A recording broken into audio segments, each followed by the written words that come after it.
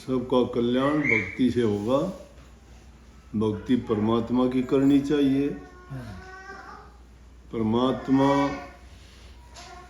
का रास्ता गुरु से मिलता है और गुरु उसके लिए नुक्ता नाम का देता है। हमेशा बुरा करने से डरते रहो,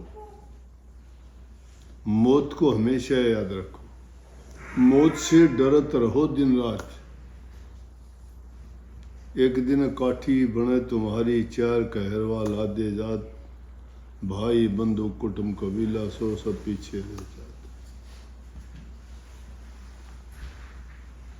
कोई किसी का साथ नहीं देगा, आपका साथ आपके शुभ कर्मों ने देना है। शुभ क्यों कही कि हर इंसान अपना सुख शांति चाहता है। अच्छे कर्म करेंगे वो ही सुख शांति देंगे, बुरे कर्म किए दुख ही देंगे वो। इसलिए बुराई से बच के परमात्मा को हमेशा याद रखो। ये भूल नहीं आनी चाहिए कि हमें कोई नहीं देखता। दुनिया की नज़रों से बचा लोगे लेकिन उसकी नज़र से कुछ नहीं बचता। चाहे कितनी भी गुप्त जगह में कोई काम जाके करो, वो लेख वहीं लिख लेता है। जहाँ जाते हो हर पल आपके साथ रहता है। क्यों? उसके लिए कोई दरवाजे नहीं, कोई ताले नहीं, कोई पाबंदी नहीं, कोई उसको रोक नहीं सकता। उसको आने जाने की ज़रूरत नहीं, वो कण कण में जर्रे जर्रे में मौजूद है। जहाँ भी जो कर्म करोगे वहीं आपके कर्म के लेख लिखता रहता है। तो इसलिए ना वो किसी को दुख देने वाला है, ना किसी को सुख देने वाला है। हम अपने मन से जो काम करते हैं उसका परिणाम वो नियम के मुताबिक भुगतवा देते हैं। उसमें तोड़ मरोड़ नहीं करने देता किसी को। उसके कानून मर्यादा नियम जो बने हुए हैं उनके अनुसार सारी सृष्टि चलती है। तो उनके विरुद्ध अगर काम करेंगे तो भी हमें रोकने वाला कोई नहीं है, लेकिन उस कर्म का फल जो बनेगा वो हमें ही भुगतना होगा। अच्छा करेंगे तो भी हमें कोई नहीं कहता। ये इसलिए संतों की महिमा गाई।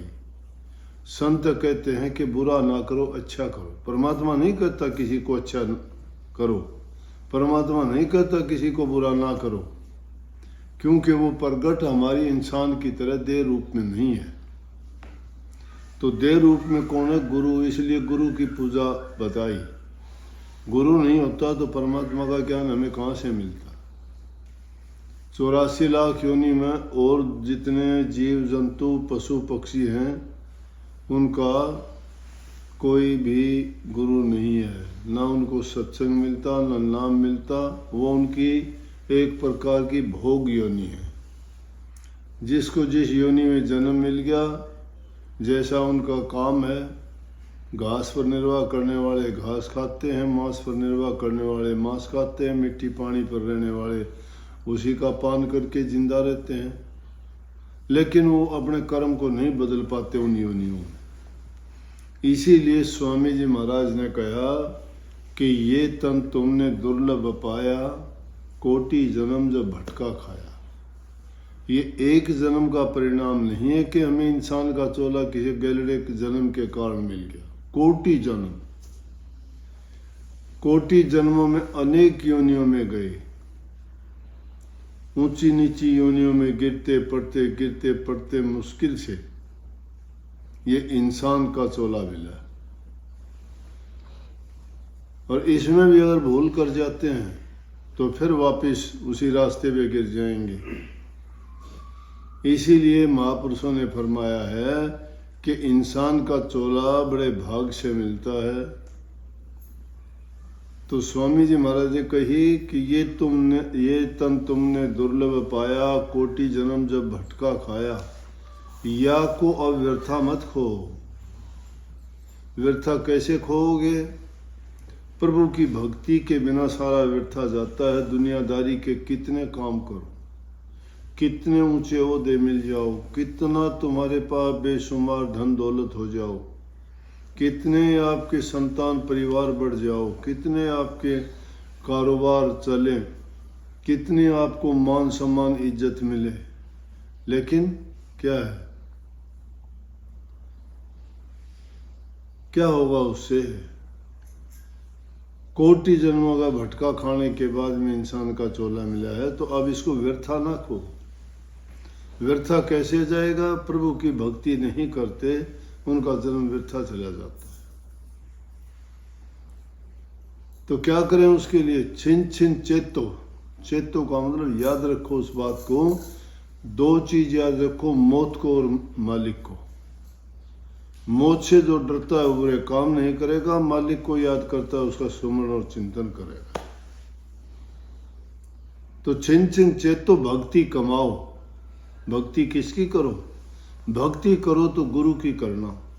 गुरु की भक्ति क्या है कि गुरु के कहे अनुसार जो समझाते हैं, कहते हैं, अपने जीवन को उनकी शिक्षा, उनके निर्देश, उनके उपदेश और उनका आदेश, उसके अनुसार उनकी पालना करते रहो।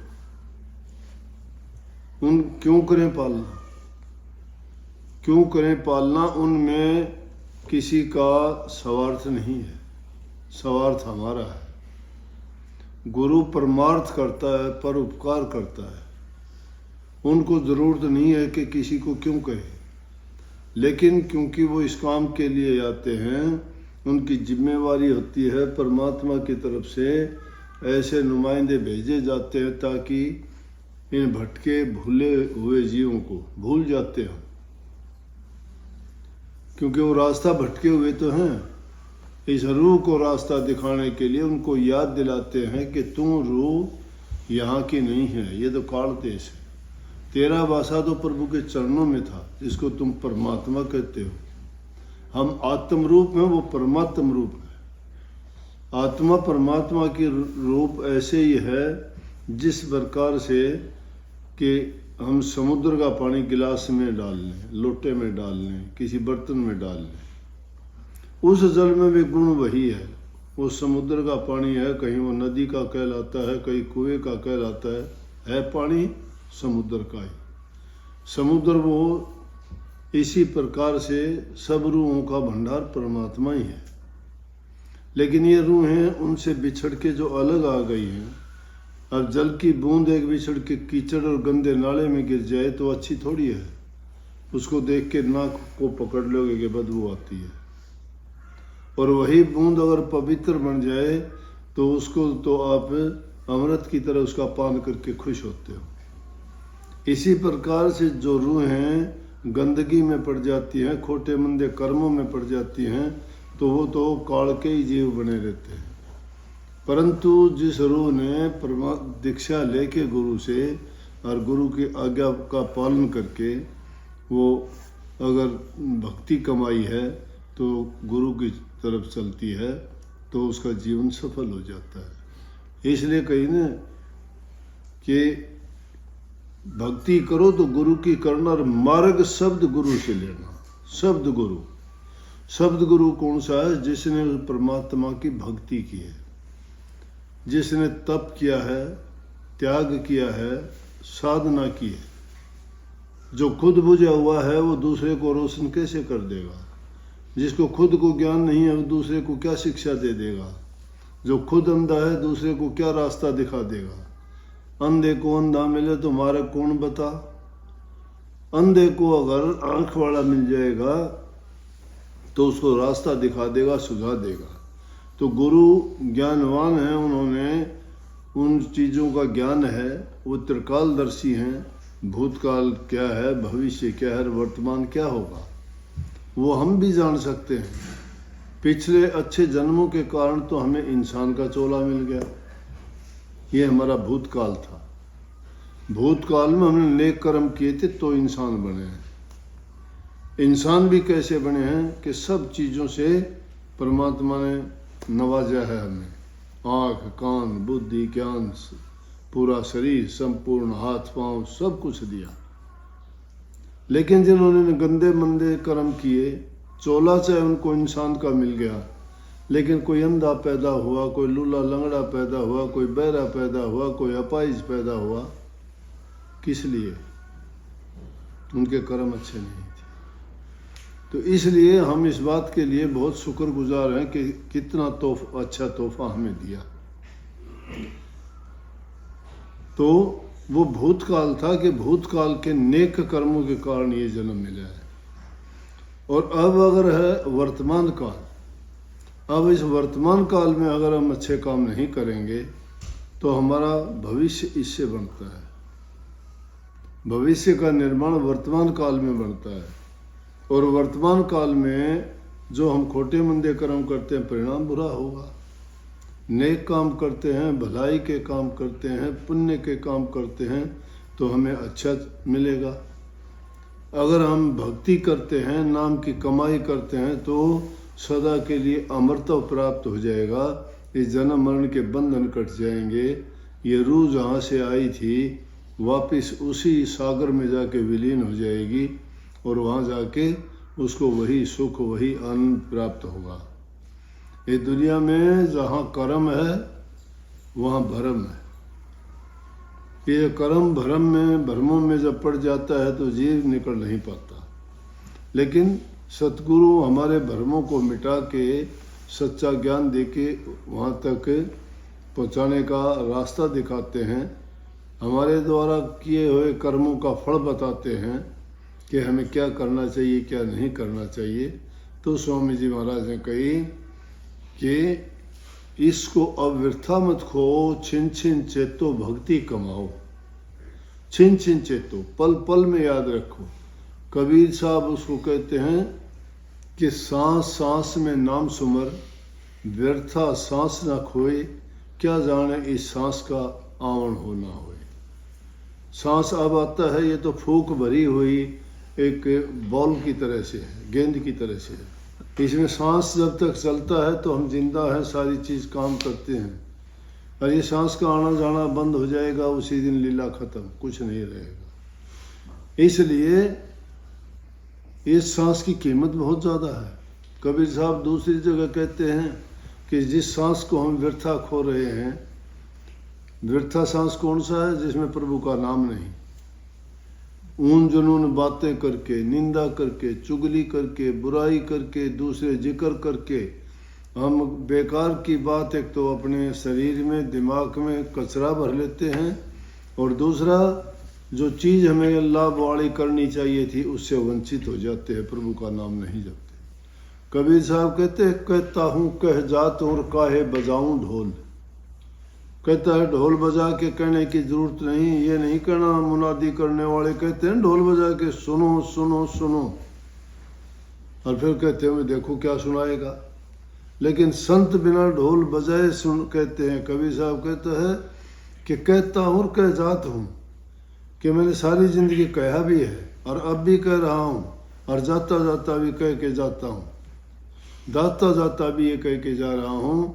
उसमें ढोल बजा के किसी को सुनाने की, कहने की ज़रूरत नहीं। जो जिज्ञासु होंगे, जो अपने जीव का कल्याण चाहते हैं, जो अपने मानव जीवन को सफल बनाना चाहते हैं, उनके लिए ये मेरा पैगाम है। ढोल बजा के सुनाने की ज़रूरत नहीं कि श्वासा खाली जात है 3 लोक का मोल। 3 लोक होगी। 3 लोक कौन से हैं? कि इस सांस की कीमत उनके बराबर है। हम तो 3 लोक मानते हैं, पृथ्वी लोक, पाताल लोक, आकाश लोक। लेकिन संतों ने 3 लोक अलग माने हैं। वो कहते हैं शारीरिक मंडल, मानसिक और आत्मिक मंडल, ये 3 लोक हैं। तो ये अगर हमारा सांस इसकी 3 लोक के बराबर एक सांस की कीमत है। कीमत का मतलब कीमत तो कोई है ही नहीं। सिकंदर बादशाह जब मरने लगा तो कहने लगा कि मुझे आखिरी वक्त है, मेरी माँ के दर्शन करवा दो, जो चाहोगे वो इनाम दूंगा। वैद हकीम बैठे हुए थे, सब कहने लगे कि आपकी माँ के दर्शन आपको नहीं हो सकते, वो दूर है, जब तक वो आएगी आप जिंदा नहीं रह सकते। बोला मुझे कुछ दिन जिंदा रखो, मैंने इतना बड़ा खजाना भर रखा दुनिया को लूट के आधा खजाना दे दूंगा, लेकिन मेरी माँ से मिलवाओ। बोले नहीं मिल सकते, बोला पूरा खजाना दे दूंगा। लेकिन मौत को कभी कोई रोक नहीं पाया। मौत अपना काम अपने समय पर करती है, क्योंकि मैंने बताया कि प्रभु के बनाए नियम कानून और उनकी मर्यादाएं कभी टूटती नहीं हैं। मौत की भी 4 चीज़ें इकट्ठी होती हैं, इंसान की मृत्यु हो जाती है। नंबर 1 तो बहाना लगता है। नंबर 2 उसका प्रारब्ध जो होता है, जितना लेख होता है वो टाइम खत्म हो जाता है। नंबर 3 उसके लिए स्थान निश्चित है, कहीं भी कहीं जो घूम फिर के कहीं जा लो, जब मौत का समय होगा उस जगह पर पहुंच जाएगा। और बहाना ज़रूर लगेगा उसका, किसी को रोग का, किसी को एक्सीडेंट का, किसी को कोई और दुर्घटना का, किसी को डूबने का, किसी को फांसी लेने का, किसी को जहर खाना। ये 4 चीज़ जब इकट्ठी होती हैं तब इंसान की मृत्यु हो जाती है। इसलिए इसका कहा गया आखिर होगा क्या। संतों ने तो यहाँ तक तुलना करके कह दी कि इंसान का चोला अगर प्रभु की भक्ति करता है कि ये बंदा बंदगी करे परमात्मा की तो बंदा है, नहीं तो एक गंदे से भी गंदा है। अच्छे काम क्या करता है? जब नेक काम नहीं करता इंसान होके, तो इससे तो पशु पेड़ जानवर भी अच्छे हैं। वो क्यों अच्छे हैं? पेड़ पौधों की तो सारी चीज़ें, लकड़ी बनती, अग्नि हमें देते हैं खाने को, ये हमारा जीवन चलाने के लिए अनाज देते हैं, दवाई देते हैं और दूसरी पौष्टिक चीज़ें शरीर को जिंदा रखने के लिए पेड़ पौधे देते हैं। कितना उपकार करते हैं, बैठने के लिए छाया देते हैं। हर चीज़ के लिए इंसान के कितने उपयोगी हैं पेड़ों का ये काम है। जानवर भी इंसान के लिए कितने, उनके सींग काम आते हैं, उनके दांत काम आते हैं, उनका चमड़ा काम आता है, उनके बाल काम आते हैं, उनकी खलड़ी काम आती है और वो दूध वो देते हैं। यहाँ तक कि उनका तो किया हुआ गोबर भी काम आता है। लेकिन इंसान की एक चीज़ भी बता दो कि कोई काम आती हो, एक चीज़ का वे नाम लेके कहो कि इंसान का कोई चमड़ी काम आती हो, इसके बाल काम आते हों, इसकी हड्डी काम आती हों। पशु के चाम की बने रे पनैया, नौबत और नगारा, नर तेरा चोला काम ना आवे, जड़बुझ हो जाएगी छारा। पशु के चाम की जूतियाँ बनती हैं, नगारे बनते हैं, ढोलक बनते हैं। कहने का मतलब बहुत चीज़ उसके उपयोगी और काम आती हैं। लेकिन इंसान की क्या चीज़ काम आती है? इंसान का तो जो शरीर है आखिर अग्नि के सुपर्द कर दिया जाएगा तो थोड़ी सी राख बनेगी, वो भी उड़ जाएगी हवा में। कुछ नहीं, ये 5 तत्व का पुतला है, हवा भरी हुई है, इसमें मिट्टी की मूर्त बनी हुई है। ये 5 तत्वों का संग्रह है, ये अपने अपने विसर्जित हो जाएंगे। जब वो हवा निकल जाएगी, मिट्टी मिट्टी में मिल जाएगी, हवा हवा में मिल जाएगी, जल जल में मिल जाएगा और हमारा अस्तित्व खत्म हो जाएगा। इसलिए कही है कि ये पानी जैसा बुलबुला है, जिस प्रकार से शॉर्ट लिव्ड है, ये छोटा सा जीवन है इंसान का, बड़ा नहीं है, अनसर्टेन है। ये कोई सीमा नहीं, किसी को नहीं पता मैं कब तक रहूँगा। दुनियादारी के पाखंड की बहुत दुकान खुली हुई है। कोई तुम्हें ज्योतिष बताता है, कोई तुम्हारे लेख देखता है, कोई कहता है कि ये इसको 6.5 लगी है, इसको काल सर्प योग है, ये मूढ़ों में पैदा हुआ है, ये मांगलिक है। क्या फंड है ये चीज़ें नहीं, क्या थी ये? इंसान रूप में पैदा हुए हैं, नेक कर्म किए जब इंसान बन के आए हैं, सारी चीज़ें हमारे अंदर हैं। जितना उन्होंने लेख लिखा है, जितने हमारे कर्म उतना जिएंगे। उससे पहले ना हमें कोई मार सकता है, ना हमारा कुछ बिगाड़ सकता है। जिसका रखवाड़ा प्रभु हो उसको कौन मार देगा, कौन क्या कर देगा? जाको राखे साइयार मार सके ना कोई, बाल न बाका कर सके जो जुग बैरी होए। बड़े बड़ों की क्या हालत हुई। प्रहलाद भगत के साथ क्या क्या किया हुआ, उसके बाप ने क्या कर लिया, पहाड़ से गिरा दिया, कुछ नहीं बिगड़ा। ताते खंबे से कह दिया कि लिपट जाओ, कुछ नहीं बिगड़ा, लिपट गया। कुछ भी नहीं हुआ था। अग्नि में बोले कि अग्नि में जला तो नहीं जला। जो अग्नि में उसको जलाने के लिए बैठी उसकी बुआ थी होलिका, हिरण्यक उसकी बहन थी। वो कहने लगी कि भैया चिंता ना कर। हिरण्यक उसने सारी कोशिश कर लेने के बावजूद भी जब प्रहलाद का कुछ भी नहीं बिगड़ा तो वो कहने लगी आप क्यों चिंतित हो। बोला कि मुझे चिंता ये है कि मेरे ही घर में मेरा ही नाश करने वाला पैदा हो गया और मैं लाख प्रयत्न कर चुका, इसका मैं कुछ नहीं बिगाड़ सकता। लेकिन मूर्ख लोग फिर भी लगे रहते, उसको समझ नहीं आई। अरे जिसका रखवाला वो लाखों हाथों वाला है, तो 2 हाथों वाला इंसान उसका क्या बिगाड़ लेगा। वो कहने लगी मेरे पास एक लोमस ऋषि ने ऐसा चीर दिया था कि जिस चीर को उड़ने के बाद में मुझे अग्नि नहीं लगती। मैं पहले भी आजमा चुकी हूँ इसको, और कोई बात नहीं, तू चिंता ना कर, मैं इसको जला दूंगी अग्नि में बैठ के। मैं तो चीर ओढ़ लूंगी, इसको बाहर पकड़ के रखूंगी और तुम अग्नि लगा देना, ये जल जाएगी, मैं बाहर आ जाऊंगी। लेकिन वही बात, उसका रखवाला परमात्मा था। जब वो चीर था वो तो उलट पुलट के प्रहलाद पर उड़ा दिया और उसको अग्नि में जला दिया। जो दूसरे के लिए खाई खोदता है उसके लिए कुआं तैयार होता है। दूसरे के लिए बुरा करता है, बुरा उसके लिए अपने आप हो जाता है, क्योंकि कर्म उसने बनाया, किसी और ने नहीं। इसलिए किसी के बारे में गलत करने की ना सोचो, क्योंकि परमात्मा ने जिसके लिए जो चीज़ें बना के रखी हैं, इंसान उसके लिए अगर कोशिश करता है तो उसका कमी नहीं कर सकता उसकी। उस पर यकीन रखो, आप ही इसको संभालोगे। हम मंद बुद्धि हैं, काल और माया के देश में रहते हैं, इसलिए कदम कदम पर हमसे गलतियां भूल चूक होती रहती हैं। आपकी कृपा के बिना हमारी बुद्धि शुद्ध नहीं हो सकती। हमारी गलतियों को बख्शें और हमें अपने चरणों में विश्राम दें। सबको बहुत बहुत आशीर्वाद। ऐसा विचार, ऐसे ख्याल रखे, जो इंसान प्रभु को याद करता है उसका हृदय शुद्ध हो जाता है, आत्मा पवित्र हो जाती है। शुद्ध और पवित्र आत्मा जहाँ होती है वही परमात्मा का वास होता है। नेकी के रास्ते पर चलो, नेक काम करो, तुम्हें मालिक सुख शांति और खुशहाली दे। सबको बहुत बहुत आशीर्वाद।